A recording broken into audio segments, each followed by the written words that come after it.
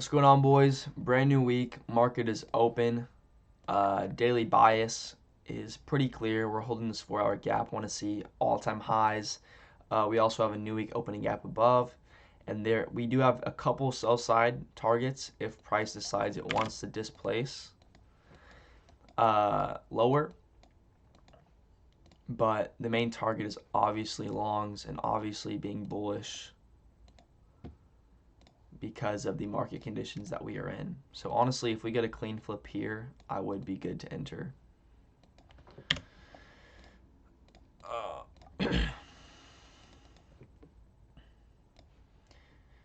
I just hope we don't close too far into the range.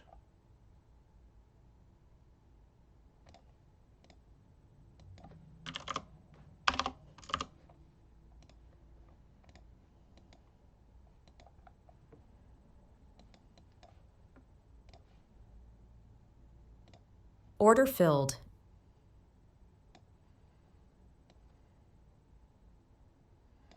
All right, so I'm in there, gonna go break even. At the new week opening gap. Personally, I don't see any reasons to go lower, but we'll see what happens. With the new week opening gap above, with all-time highs above, there's no 15-minute gaps. There's no hourly gaps that have yet formed. Like, everything is higher. I don't see a reason for us to continue to retrace lower after getting this initial push down. 5-minute candle wick, very bullish wick. Right now we're holding this 1-minute gap. If we can get closes above these internal highs, I will potentially add one contract.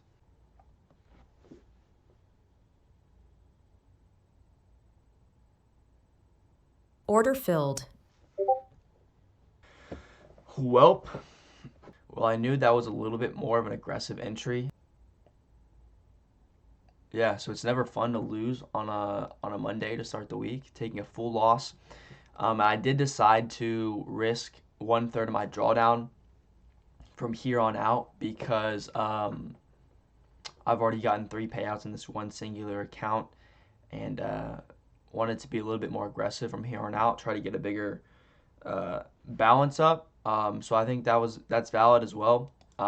Obviously not ideal to lose that first trade of sizing a little bit heavier. And yeah, obviously off market open, don't like how this candle wicks out the internal high here. But like I said, we came back down and got bought back up. We come to the 5-minute. This was a bullish 5-minute candle in my opinion. And also zooming out, like, there's really not much reason to really retrace, right? I guess there's this small 15-minute gap. Have we even tapped that? No, we haven't even tapped that yet.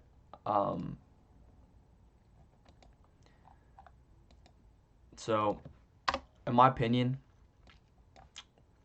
there wasn't much reason to retrace, and was pretty aggressive with the new week opening gap above and with the all-time highs above, the 4-hour buy side above. If I had to guess at this point, probably gonna come down and take, I don't know. Knew it was a bit of an aggressive trade, but was willing to put on risk because of how clean this flip was. Was gonna go break even relatively quickly, and we just failed to deliver higher. So this is kind of one of those textbook losses as of right now that I can think of. Obviously, like I said, like, the only thing I can think of is how we wick out this internal high off market open. which I don't love,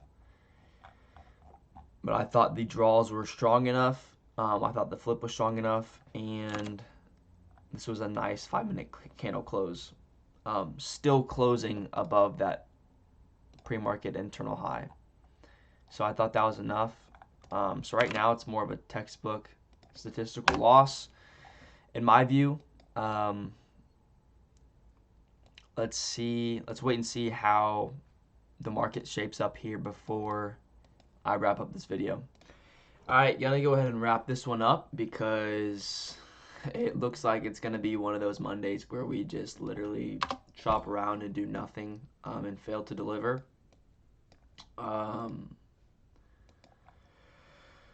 I guess we're headed lower now. It's not clean at all. But yeah, so as far as this trade goes, like I said, obviously I don't love the pre-market market open candle wick, right? But zooming out, we're headed higher. We're headed higher. There's no, like, there's a tiny 15-minute gap here that we eventually did come down and tap. But there's no, like, obvious gaps that we would go down to retrace farther to and target. I don't know. Honestly, I liked my draws and liquidity. So that's where this aggressive trade came from, was the draws and liquidity that we had with this to fully fill this new week opening gap, and then to take it to all-time highs, which is this 4-hour buy-side liquidity. And like I said, I don't know. I like that 5-minute candle close, but maybe it's just as simple as if we reject this hard higher off the first market open candle, we come down and don't really retrace into anything, because this retracement didn't retrace into any other gap. If it had delivered us to a gap and then we got this displacement higher, maybe it's more of a valid trade.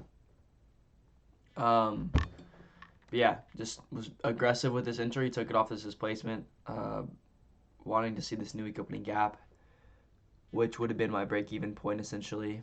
And I think I would have taken a loss either way today, because we eventually did end up. Well, I don't know. I'm pretty positive I would have taken this. This is a very bearish 15-minute candle close here. But we eventually to come down to that 15-minute gap below, and then got bought up here as well. So this was another potential entry right here, something like this. You can either play about a 1-to-1 to the new week opening gap or hold it higher. Yeah, just chop city this morning. Just chop city. Obviously, high time frame wise, price is insanely overextended, but it's been that way for about 2 weeks now. And was just trying to focus on what this was telling me. Holding this 4-hour gap, getting bought up pre-market, new week opening gap, all-time highs. So that's the trade. Unfortunately, it's like it does fall into that category of where most of a decent chunk of my losses come from, which is like the internal highs already being wicked out here, and then we get the entry, and then we just fail to deliver. Why do we fail to deliver? Because we've already like wicked out the internal high and rejected it hard. Like I said, took this because of the draws higher. So yeah, kind of is what it is. Sucks that it's a Monday and this was the day that I decided to, okay, I'm gonna scale up. I'm gonna not scale up. I'm gonna size a little bit heavier, right? With a 3 trade buffer instead of a 4 trade buffer, which is fine, right? Because statistically, 1 1-to-1 trade tomorrow makes us back, and then I don't know, like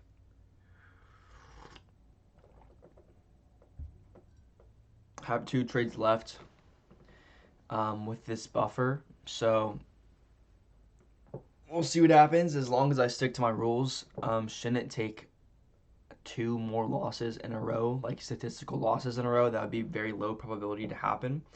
Always possible, but I know that as long as I stick to what's got me here and what's brought me this success, then I'll be just fine.